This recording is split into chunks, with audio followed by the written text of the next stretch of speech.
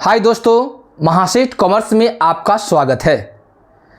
तो जैसा कि आप जान रहे हैं कि बीपीएससी टीआरई 4 का नोटिफिकेशन जल्द ही आने वाला है और आपको ये भी पता होगा कि उसमें 1 लाख प्लस वैकेंसी की संभावना है। तो उसी से रिलेटेड टीआरई 4 से रिलेटेड आज जो है हम कुछ अकाउंटिंग का बेसिक चीज़ का बात करेंगे जो बीपीएससी में ये बार बार क्वेश्चन पूछा जाता है। उस चीज़ को हम लोग पढ़ने का प्रयास करेंगे। तो चलिए हम लोग पढ़ते हैं। सबसे पहले बात अकाउंटिंग के बारे में कि अकाउंटिंग का जो यूजर्स है, मतलब अकाउंट को कौन कौन यूज कर सकता है नहीं, या अकाउंटिंग यूजर्स के कितने टाइप्स होते हैं। तो आप देखेंगे कि अकाउंटिंग यूजर के 2 टाइप्स होते हैं। एक होता है इंटरनल यूजर्स और एक होता है एक्सटर्नल यूजर्स। अब इंटरनल यूजर्स में कौन कौन से आते हैं और एक्सटर्नल यूजर में कौन कौन से आते हैं, इसको थोड़ा ध्यान दीजिए। तो देख लीजिए, यूजर्स ऑफ अकाउंटिंग इंफॉर्मेशन दे रहा है जिसमें आपको 2 दिया हुआ है, एक इंटरनल यूजर्स और दूसरा एक्सटर्नल यूजर्स। इंटरनल यूजर्स जिसको हम लोग आंतरिक बोलते हैं, नहीं, इंटरनल यूजर्स में कौन कौन सा आता है। तो ऑनर ऑफ द बिजनेस, पहला कौन आता है, जो बिजनेस का मालिक है पहला। दूसरा क्या है, मैनेजमेंट या जो प्रबंधक है जो मैनेज करता है। तीसरा क्या होता है, एम्प्लॉय होता है जिसको हम लोग कर्मचारी बोलते हैं। कोई दिक्कत? यानी आपका जो इंटरनल यूजर्स है वो मात्र कितना है, 3 है।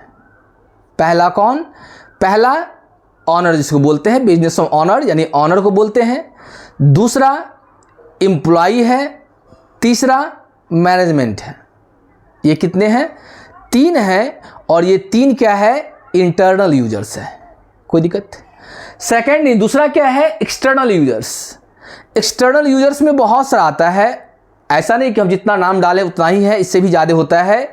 तो एग्जाम्पल के तौर हम आपको बता रहे हैं कि प्रेजेंट इन्वेस्टर, इन्वेस्टर वो होते हैं जो पैसा को कहीं ना कहीं इन्वेस्ट करते हैं, पैसा को कहीं ना कहीं विनियोग करते हैं। जैसे कि आप अगर क्लास 12 का कंपनी चैप्टर का लास्ट चैप्टर पढ़े होइएगा कि कैश फ्लो स्टेटमेंट, तो उस कैश फ्लो स्टेटमेंट में आपको उस एक बीच में एक टॉपिक है ऑपरेटिंग, इन्वेस्टिंग एंड फिनांसिंग।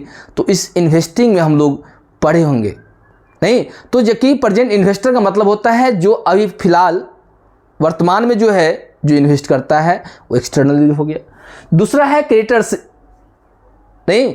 तीसरा कौन है, बैंक। चौथा कौन है, टैक्स अथॉरिटीज। उसका बाद कौन है, ट्रेड यूनियन। उसका बाद कौन है, स्टॉक एक्सचेंज। और लास्ट में कौन है, कस्टमर्स। तो ये जो है आपके, ये है एक्सटर्नल यूजर्स। इसके अलावा ही बहुत सारा नाम है नहीं। चलिए अब आगे हम लोग पढ़ते हैं कि qualitative characters of accounting information, मतलब लेखांकन का गुणवत्ता पूर्वक जो होता है नहीं, जिसको हम लोग गुण बोलते हैं, विशेषता बोलते हैं, लक्षण बोलते हैं, वो दिया हुआ है आपको। 4 दिया हुआ है। कौन कौन, रियलिटी विश्वसनीयता, रिवेलेंस, अंडरस्टैंडिंग, कंपेरेबिलिटी। ये आपको 4 दिया हुआ है नहीं। और कभी कभी क्वेश्चन में पूछता है बीपीएससी में नहीं कि किसका, कहता है कि अकाउंटिंग इंफॉर्मेशन का गुणवत्ता के बारे में, इसका गुण को बताइए, या विशेषता को बताइए, या लक्षण को बताइए।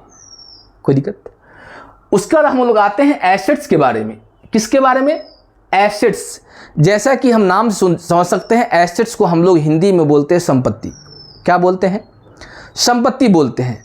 संपत्ति चाहे वो करेंट एसेट्स हो या फिक्स एसेट्स हो, सारा का सारा मेरा संपत्ति होता है, चाहे वह करेंट हो लेकिन फिक्स हो नहीं, चाहे वो लॉन्ग टर्म हो चाहे वो शॉर्ट टर्म हो, वो मेरा क्या कहलाता है, एसेट्स कहलाता है। अब एसेट्स को यहाँ पे हम लोग दो भागे बांटे हैं।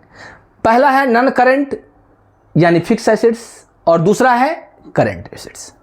तो अब यहाँ पे बात आ रहा है कि नॉन करंट एसेट्स यानी फिक्स एसेट्स में किस किस को लिया जाता है, या ऐसा कौन सा आइटम है जो नॉन करंट या फिक्स एसेट्स में आता है। तो जैसे मान लीजिए पहले ये समझना होगा कि फिक्स एसेट्स का जो टाइम है वो कितने का है, करंट का है वो कितने का है। तो फिक्स एसेट्स का जो है टाइम पीरियड जो होता है वह कितना, एबव 12 मंथ, यानी 1 साल से अधिक दिनों तक अपने पास रखते हैं, और जिसका उद्देश्य पुनः बेचना नहीं होता है वह क्या कहलाता है, फिक्स एसेट्स। कुछ भी ऐसा कोई भी संपत्ति आपके पास है जिस संपत्ति को आप परचेज किए हैं और परचेज के बाद आपका उद्देश्य नहीं है कि इसको हम पुनः बेचें, नहीं, और वह 1 साल से अधिक दिनों तक अपने पास रखते हैं, वह क्या कहलाता है, फिक्स एसेट्स कहलाता है। उसी को हम लोग कभी कहीं भी क्या दूसरा नाम नॉन करंट क्या नाम से हम लोग जानते हैं। कोई दिक्कत, जैसे प्लांट हो गया, मशीनरी हो गया, लैंड हो गया, फर्नीचर हो गया, फिक्सर्स हो गया, बहुत सारा सामान आप जिस मोबाइल से भी देख रहे हैं वो मोबाइल हो गया, जिस टीवी से देख रहे हैं वो हो गया, जो लैपटॉप है, आप सारा का सारा क्या है मेरा, ये फिक्स एसेट्स है। समझ में आ रहा। उसके बाद यह है करंट एसेट्स। कौन एसेट्स दिया है, करंट एसेट्स। करंट एसेट्स दिया है ना, तो करंट एसेट्स में क्या होता है, चालू संपत्ति में ऐसा संपत्ति जिसे हम 1 साल के अंदर यानी अंडर 12 मंथ, 1 साल के अंदर इसको हम लोग क्या करते हैं, कैश में परिवर्तन कर देते हैं। क्या करते हैं, कैश में परिवर्तन कर देते हैं, उसको हम लोग बोलते हैं करंट एसेट्स। क्या कहते हैं, करंट एसेट्स। जैसे डेटर्स हो गया, नहीं, बिल्स रिसीवेबल हो गया, ट्रेड रिसीवेबल हो गया, ये सब मेरा क्या है, करंट एसेट्स है। कोई दिक्कत। उसके बाद हम लोग पढ़ेंगे कि नॉन करंट एसेट्स में यानी फिक्स एसेट्स में टांजेबल और इनटांजेबल। टांजेबल मतलब मूर्त संपत्ति, वह संपत्ति जिस संपत्ति को हम लोग देख सकते हैं, छू सकते हैं और महसूस कर सकते हैं, वह क्या कहलाता है, वह कहलाता है टांजेबल एसेट्स। और दूसरा होता है इनटांजेबल एसेट्स, जिसको हम बोलते हैं अमूर्त संपत्ति, ऐसा संपत्ति जिस संपत्ति को हम लोग ना देख सकते हैं ना छू सकते हैं, सिर्फ क्या करते हैं, सिर्फ महसूस करते हैं, वह मेरा होता है इनटांजेबल एसेट्स। जैसे गुडविल, ट्रेडमार्क, पैटेंट्स, कॉपीराइट, ये सब मेरा क्या है, इनटांजेबल एसेट्स है। कोई दिक्कत नहीं ना। उसके बाद हम लोग आते हैं थोड़ा कुछ लायबिलिटीज़ के बारे में। किसके बारे में, लायबिलिटीज़ के बारे में। तो लायबिलिटीज़ में भी देखिए दिया है नॉन करंट लायबिलिटीज़ यानी फिक्स लायबिलिटीज़, और एक दिया है करंट लायबिलिटीज़। फिर जैसा कि हम अभी जस्ट बताए हैं फिक्स एसेट्स के बारे में, वैसा ही फिक्स लायबिलिटीज़ बोलिए या नॉन करंट लायबिलिटीज़ बोलिए, इसका भी टाइम ड्यूरेशन जो होता है 1 साल से अधिक दिनों तक होता है। मतलब ऐसा लोन, ऐसा लायबिलिटीज़ जिसे हम 1 साल से अधिक दिनों तक भुगतान करते हैं वह मेरा फिक्स होता है, और एक ऐसा लायबिलिटीज़ जिसे हम 1 साल के अंदर उसको शट आउट कर देते हैं, उसका पेमेंट करते हैं, वो मेरा कहलाता है करंट लायबिलिटीज़। समझ में आ रहा है। तो यहाँ तक किन्हीं कोई दिक्कत है, कोई समस्या है तो बोलिए, नहीं तो हम लोग आगे की तरफ बढ़ेंगे। यहाँ तक देख लीजिए, यहाँ तक किन्हीं कोई समझना है तो बताइए। कोई समस्या है, नहीं है।